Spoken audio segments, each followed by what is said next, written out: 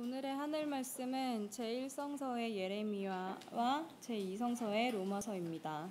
먼저 예레미야 말씀을 읽겠습니다. 야훼여, 저는 어수룩하게도 주님의 꿰매에 넘어갔습니다. 주님의 억지에 말려들고 말았습니다. 그래서 날마다 웃음거리가 되고 모든 사람에게 놀림감이 되었습니다. 저는 입을 열어 고함을 쳤습니다. 서로 때려잡는 세상이 되었다고 외치며 주의 말씀을 전하였습니다. 그 덕에 날마다 욕을 먹고 조롱받는 몸이 되었습니다. 다시는 주의 이름을 입 밖에 내지 말자.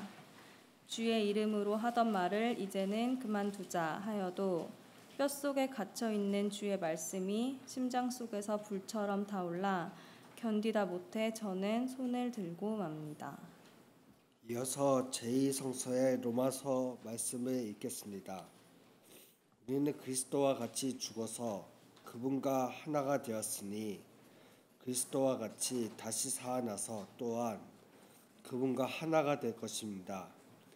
예전에 우리는 그분과 함께 십자가에 못 박혀서 죄에 물든 육체는 죽어버리고 이젠 죄의 종살이에서 벗어나게 되었다는 것을 우리는 알고 있습니다.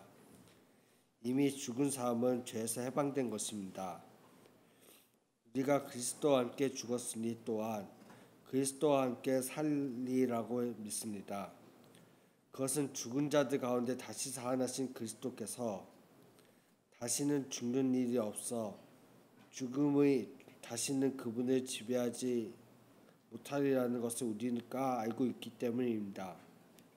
그리스도께서는 단 한 번 죽으심으로써 죄의 권세를 꺾으셨고 다시 살아나셔서는 하느님을 위해서 살고 계십니다. 이와 같이 여러분도 그리스도 예수와 함께 죽어서 죄의 권세를 벗어나 그와 함께 하느님을 위해서 살아야 한다고 생각하십시오. 다 함께 로마서 6장 10절에서 11절 말씀을 읽겠습니다. 그리스도께서는 단 한 번 죽으심으로써 죄의 권세를 꺾으셨고 다시 살아나셔서는 하늘에서 살고 계십니다. 이와 같이 여러분도 그리스도 예수와 함께 죽어서 죄의 권세를 벗어나 그와 함께 하느님을 위해서 살아야 한다고 생각하십시오. 이 말씀으로 귀한 깨달음과 결단이 있으시기를 바랍니다.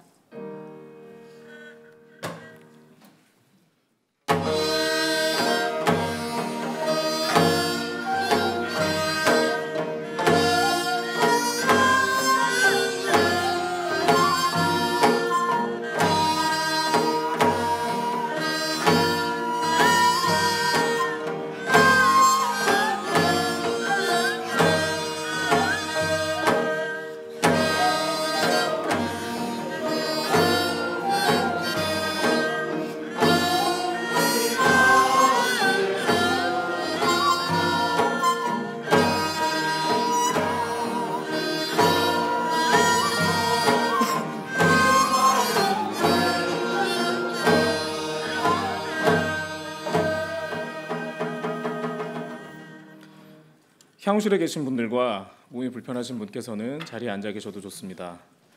복음서의 말씀입니다.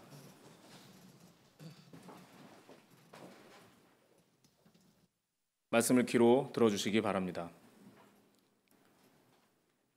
그러므로 그런 사람들을 두려워하지 마라. 감추인 것은 드러나게 마련이고 비밀은 알려지게 마련이다. 내가 어두운 데서 말하는 것을 너희는 밝은 데서 말하고 귀에 대고 속삭이는 말을 지붕 위에서 외쳐라. 그리고 육신은 죽어도 영혼은 죽이지 못하는 사람들을 두려워하지 말고 영혼과 육신을 아울러 지옥에 던져 멸망시킬 수 있는 분을 두려워하여라. 참새 2마리가 단돈 한 잎에 팔리지 않느냐? 그러나 그런 참새 한 마리도 너희 아버지께서 허락하지 않으시면 땅에 떨어지지 않는다. 아버지께서는 너희의 머리카락까지도 낱낱이 다 세어두셨다. 그러니 두려워하지 마라. 너희는 수많은 참새보다 훨씬 더 귀하다. 누구든지 사람들 앞에서 나를 안다고 증언하면 나도 하늘에 계신 내 아버지 앞에서 그를 안다고 증언하겠다. 그러나 누구든지 사람들 앞에서 나를 모른다고 하면 나도 하늘에 계신 내 아버지 앞에서 그를 모른다고 하겠다. 이는 주님의 말씀입니다. 자리에 앉으십시오.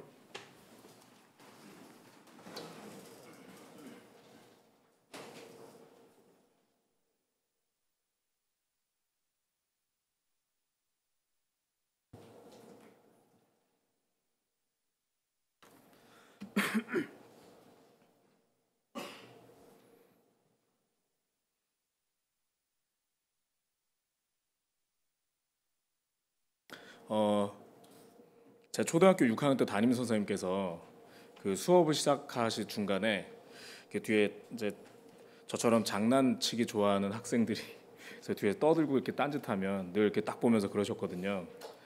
내가 안 보이는 것 같지만 이 앞에 서면 다 보인다.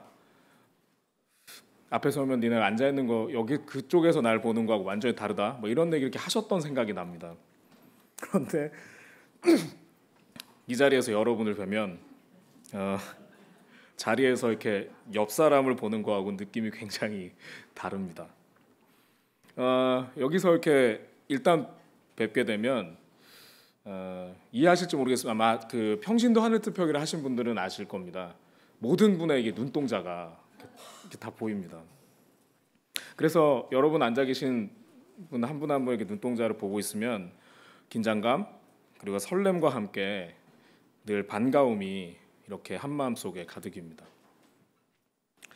아까 예배를 시작하면서도 말씀드렸습니다만 오늘은 그러한 느낌들이 평소에보다 한 10배는 더 되는 것 같습니다. 그래서 한 번 더 여쭤보겠습니다. 지난 한 달 동안 평안하셨습니까? 그리고 특히 신앙의 여러 선배님들께서 이어지고 있는 무더위에 건강을 잘 지키고 계십니까? 본의 아니게 여러 가지 교회 중대사가 논의되는 자리를 비웠습니다. 죄송합니다. 그리고 교회 여러분들께서 베풀어 주신 덕분에 잘 다녀왔습니다. 저에게 다시 없을 배움과 재충전의 시간이 되었습니다. 감사드립니다. 여러분께서 주셨던 기간 중에 저는 베를린에서 개최된 2017 교회의 날 대회에 참석의 기회를 가졌습니다. 개막 이틀 전에 런던에서 테러가 발생했던지라 도처에서 실탄을 장전한 채 경계 중인 경찰을 볼 수 있었습니다. 그 때문인지 루터 교회개혁 500주년 기념이라는 표제에 비해서 사실 그 베를린 도시 안의 열기도 그렇게 크게 보이지는 않았습니다. 하지만 베를린 전역에서 여는 예배 시작 시간이 되자 어디선가 20여만 이상을 헤아리는 인파가 사방에서 모여들기 시작했습니다. 그리고 그들은 갑자기 내리는 비와 이어지는 떼약볕을 아랑곳하지 않고 매우 진지하고 경건하게 예배를 드렸습니다. 사실은 그 예배 드리는 장면을 사진으로 찍고 싶었지만 그 수많은 군중들이요 그 야외에서 유럽은 날씨가 이상하더라고요. 이게 떼약볕이 막 내리쬐다가 갑자기 어두워지더니 갑자기 막 비바람이 불고 그러더니 갑자기 떼약볕이 내리고 막 그래서 이건 도대체 무슨 날씨인가 싶은.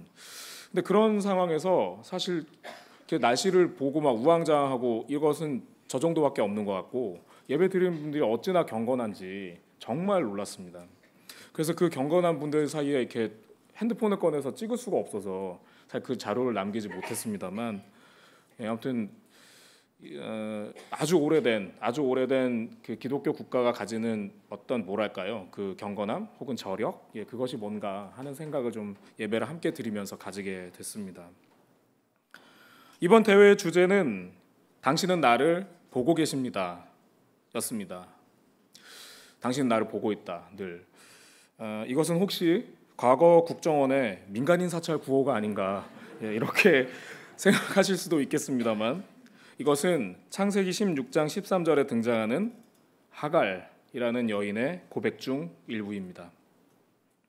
16장의 이야기 속에서 사라는 자신을 대신해 가문의 후사를 이어줄 대상으로 몸종인 하갈을 택합니다.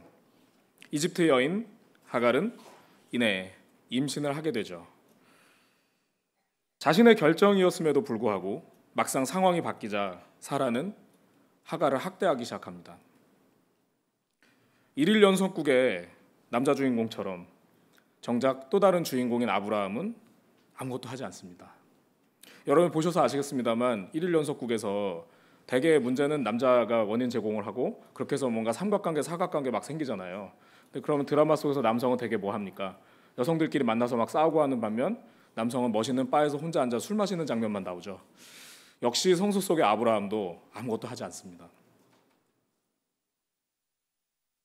주인의 명령에 의해 임신한 것이 죄가 되어서 가해지는 학대를 참을 수 없었던 하갈은 도망을 칩니다. 정처 없는 발걸음입니다.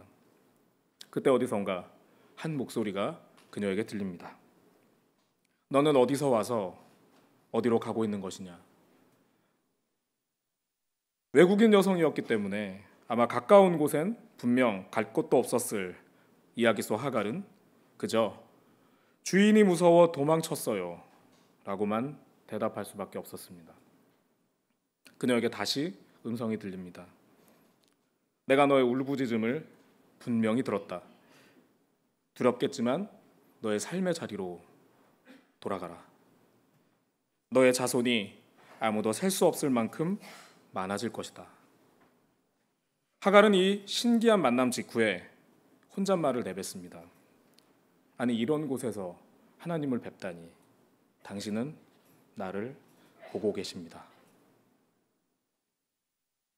5일 동안의 대회 기간 동안 하갈은 예배와 각종 프로그램을 통해서 외국인 노동자, 시리아를 포함한 분쟁 지역 난민, 기독교 국가에 의해 희생되어 온 역사 속 무슬림, 일본군 성노예 피해 할머니, 혐오와 편견에 아파하는 성소수자 등으로 존재하고 있음이 곳곳에서 증언되었습니다. 그리고 우리 모두에게 하갈들 그리고 그녀들을 향한 하느님의 눈 함께 바라보고 그리고 함께 아파하고 그리고 함께 걸어갈 그 하느님의 눈이 될 것을 호소하였습니다. 우리들 교회 일반에서 사라와 아브라함 이야기는 매우 인기 있는 구절입니다. 아마 교회를 조금만 다닌 분은 아브라함, 사라 하면 무슨 사람인지 다 알 수 있겠죠. 믿음의 조상, 신앙으로 아이를 낳은 부부 등등의 이야기로 말입니다. 하지만 그들의 몸종이자 두 번째 부인이었던 하갈은 거의 인용되지 않습니다. 아마 그것은 현대 기독교의 일반적 결혼 문화인 일부 일처제와 다른 내용이기 때문이거나 하갈과 그의 자녀 이스마엘이 적어도 성서의 중심 이야기 속에선 영웅일 수 없기 때문이 아닐까 싶습니다.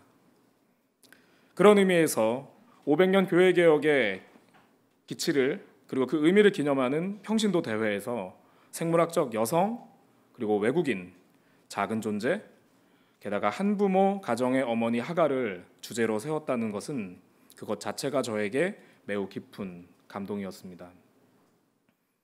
같은 기간 베를린을 방문했던 교인들과 함께 소모임 얼수 주간에 일본 대사관 앞 집회에 참석하고 브란덴부르크 개선문 앞 한반도 평화염원 기도회를 드릴 수 있었던 것도 제 삶에서 잊을 수 없는 장면이었습니다. 독일 연방정부가 기획한 루터 종교개혁의 영향이라는 전시, 그 전시관에서 향림교회 전면에 걸려 있었던 국가보안법 철폐 현수막을 접할 때의 기쁨 또한 말할 수 없었습니다.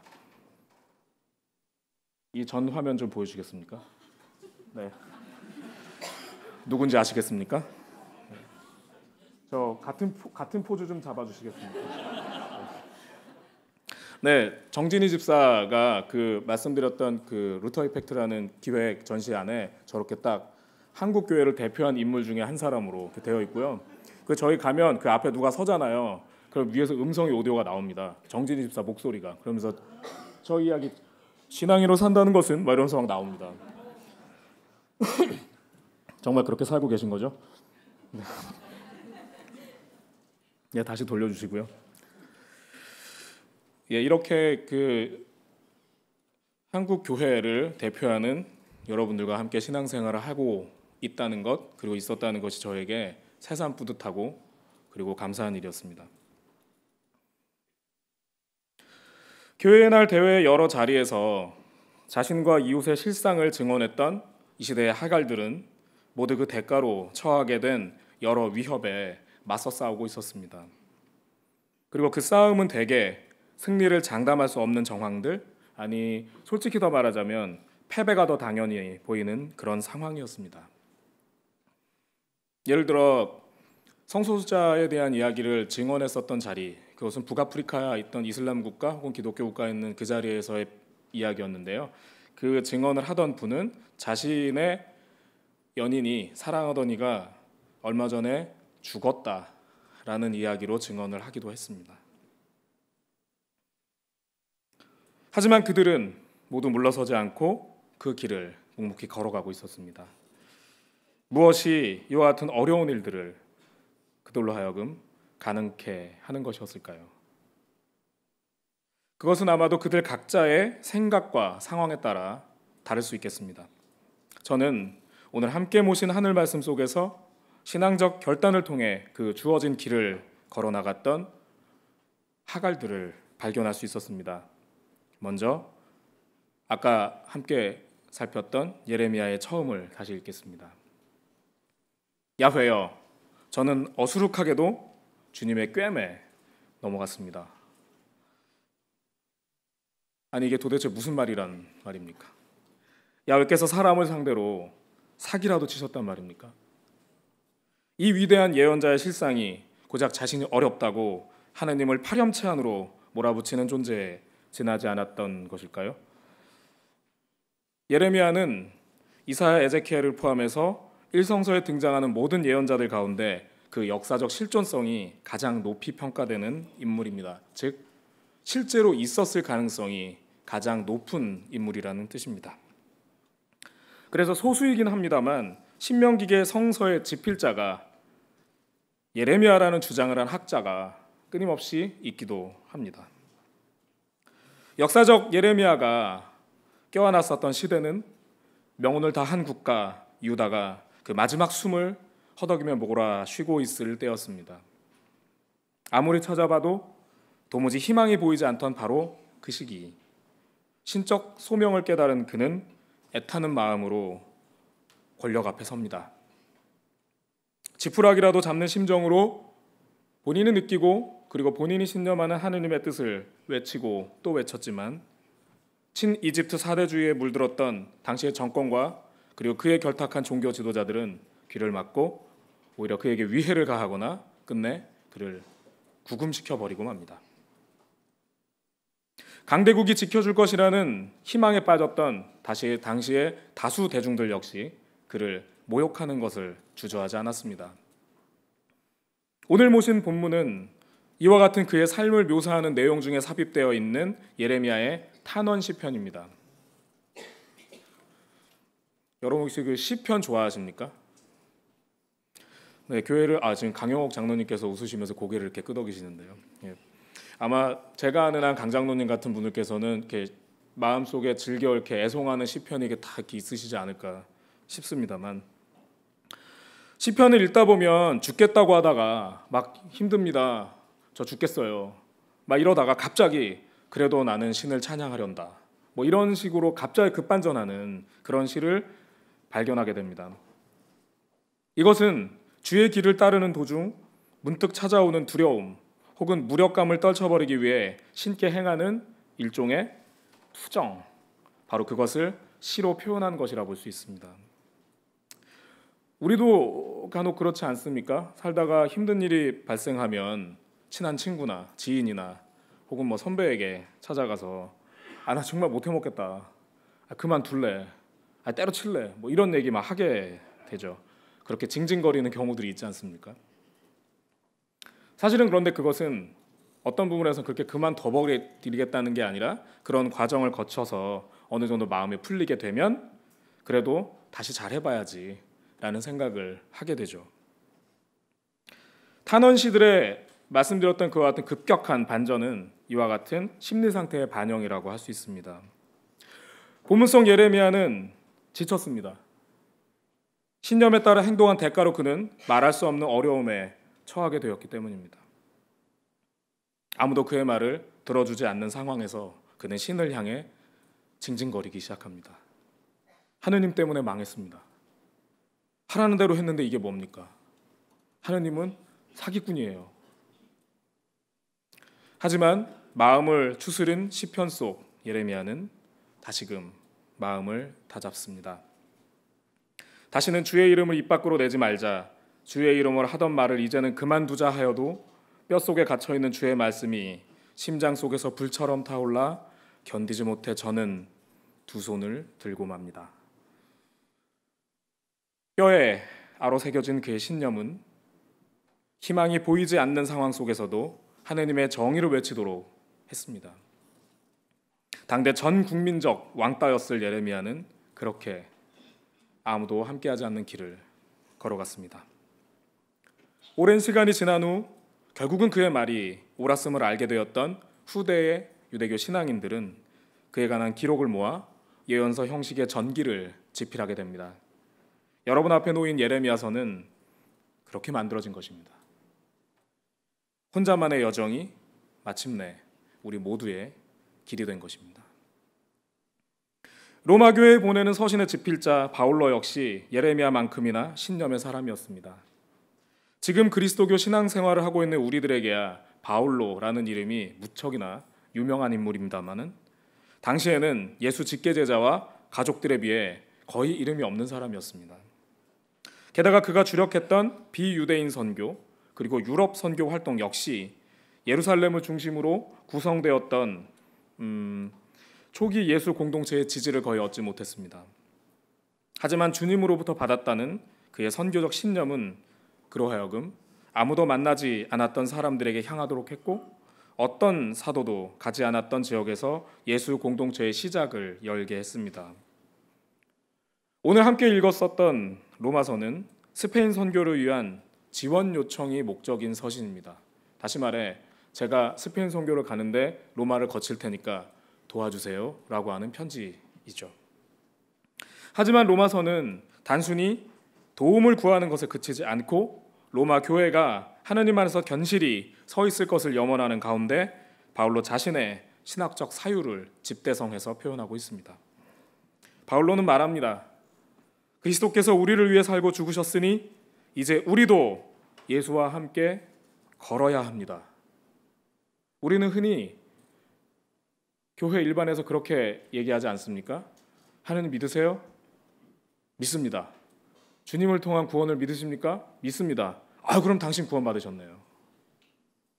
하지만 그리고 그렇게 말하는 사람들의 거의 대부분이 본인의 신앙이 바울의 어디 글에서 그 기인한다고 말합니다. 하지만 우리가 살펴보고 있는 로마서 속 바울로는 분명하게 말합니다. 그이가 우리를 위해 그렇게 살았으니 우리도 그렇게 살아야 합니다. 라고 말입니다. 여정 속에서 예수를 발견한 바울로는 자신이 발견한 그 길을 묵묵히 걸어갔고 마침내 그 길은 지금의 우리에게까지 닿아 있다 할 수 있습니다. 그에 대한 평가를 떠나서 그의 외로운 선교 활동이 있지 않았다면 지금의 우리가 그리스도교를 알게 되었을 가능성은 없거나 거의 없었을 것임은 자명한 일이기 때문입니다. 자신의 걸음에 두었던 바울로의 희망은 다름 아닌 지금 우리들의 모습인 것입니다. 아까 말씀드렸던 교회의 날 대회 이후에 저는 루터 2회의 개혁 활동이 있었던 지역과 그 인물들을 찾는 시간을 가졌습니다. 그래서 동유럽과 오스트리아 이렇게 주요 도시들을 이렇게 다니면서 살펴보는 시간이 있었는데요. 그 가운데 가장 큰 울림이 있었던 곳은 오스트리아의 짤츠부르크라는 도시였습니다. 짤츠부르크는 소금성 이렇게 해석할 수 있을 것 같습니다만 그곳은 알프스 만년설의 옥빛 물이 이렇게 중간에 물빛이 한강하고 물빛이 굉장히 다르더라고요. 이렇게 옥색 물빛이 이렇게 나는 그리고 그 주변으로 그 중세풍의 유럽 거리가 이렇게 쫙 펼쳐져 있습니다. 그리고 그 도시를 이렇게 바라보이는 절벽 위에 호헨짤츠부르크라는 성이 되게 멋지게 있습니다. 그래서 낮에도 좋지만 밤에 야경도 정말 좋더군요. 저같이 그런 거 처음 보는 사람은 정말 눈이 휘둥그레지는 그런 광경이었습니다. 그런 까닭에 세계적인 관광지가 된 이곳은 사실은 유럽 농민 전쟁의 한이 서린 장소입니다. 1500년대 초엽 중부 유럽 일대는 농업 생산성과 상공업이 크게 발전하고 있었습니다. 이것을 통해서 형성된 잉여 생산물, 영주에게 바치고 본인이 먹는 데 쓴 거 남는 어떤 거죠. 그러니까 이런 여유들이 이전까지는 그저 영주의 백성이거나 농노에 지나지 않았던 사람들을 시민 혹은 자영농으로 성장하게 했습니다. 이것은 봉건적 지배를 당연하게 여겼던 민중들의 자각을 이끌어내는 계기가 됐습니다. 민중들이 자각한다는 것, 당연히 지배자들이 싫어하는 일이겠죠.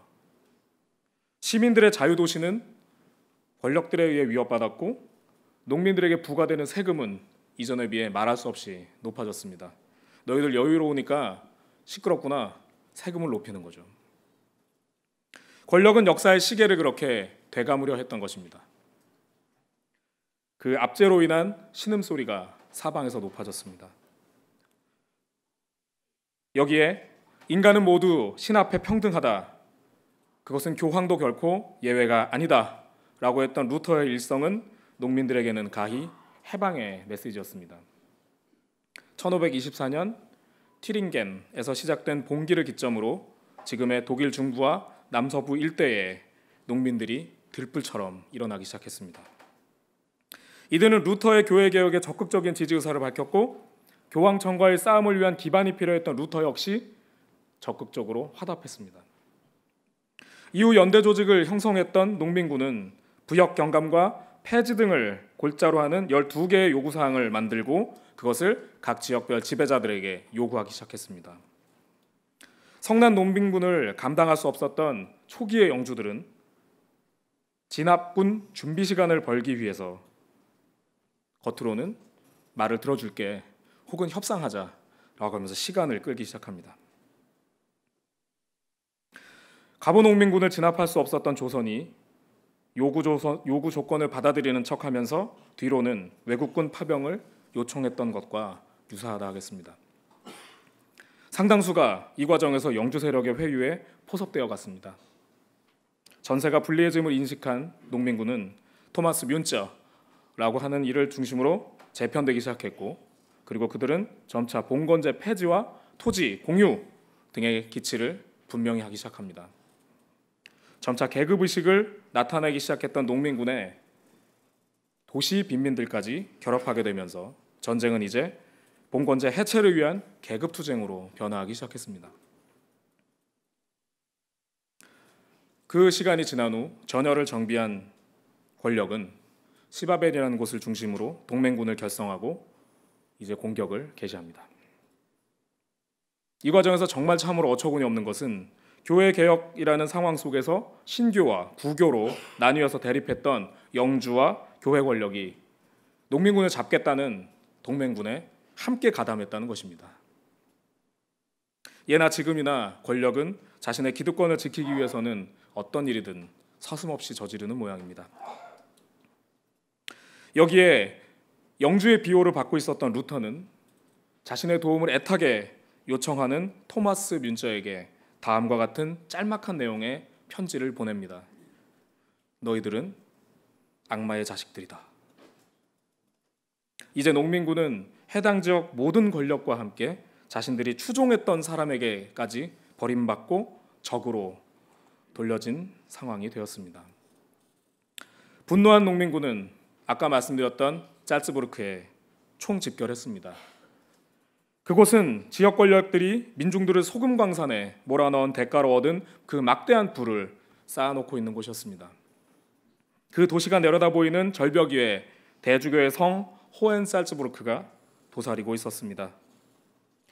금권과 종교 권력을 모두 틀어지고 있는 실권자와 벌였던 이후 3개월간의 공방 끝에 농민군은 대패하고 맙니다. 난공불락의 요새에서 끊임없이 발사하는 포탄과 동맹군의 막강한 화력은 해방, 자유, 그리고 신앙의 평등을 결기로 세웠던 그들의 기치만으로는 극복할 수 있는 것이 아니었기 때문입니다.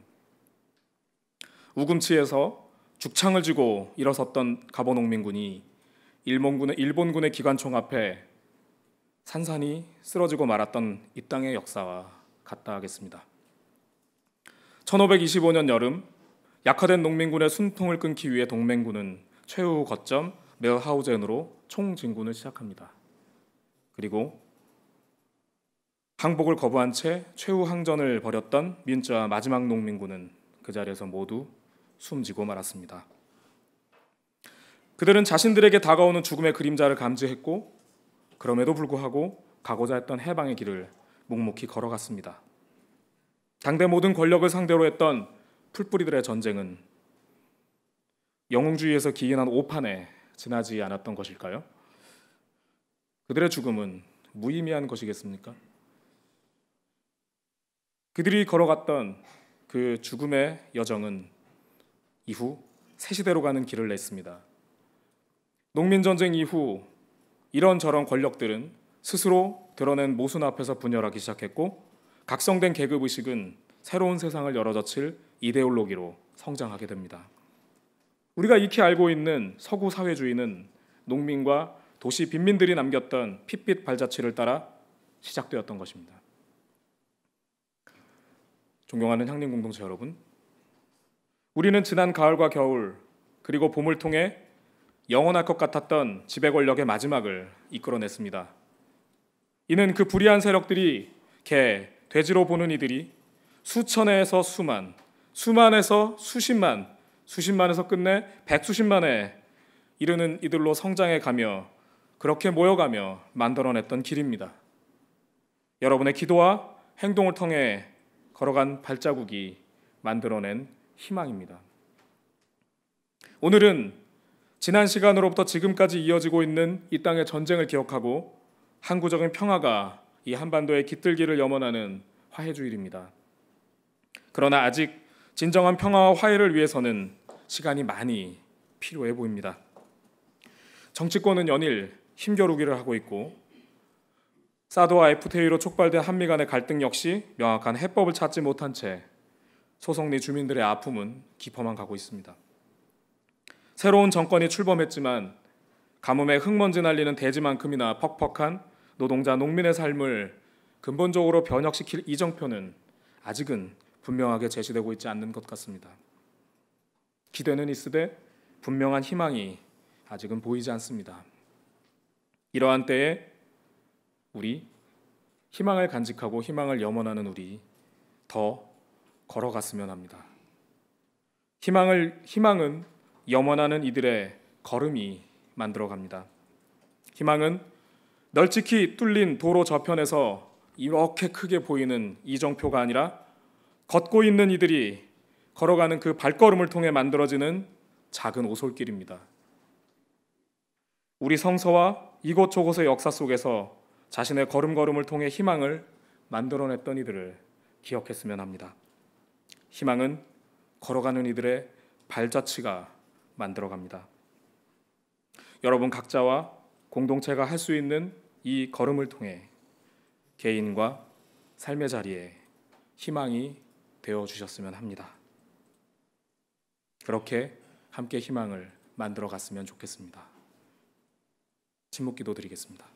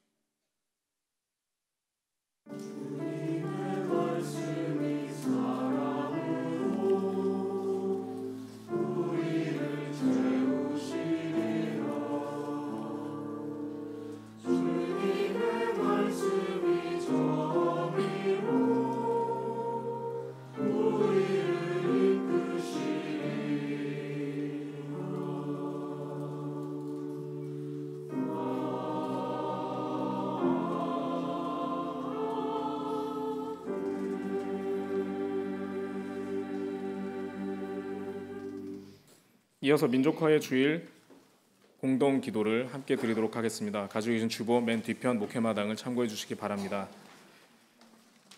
해당되는 때에 큰 소리로 마음과 영혼을 담아 기도해 주시기를 부탁드립니다.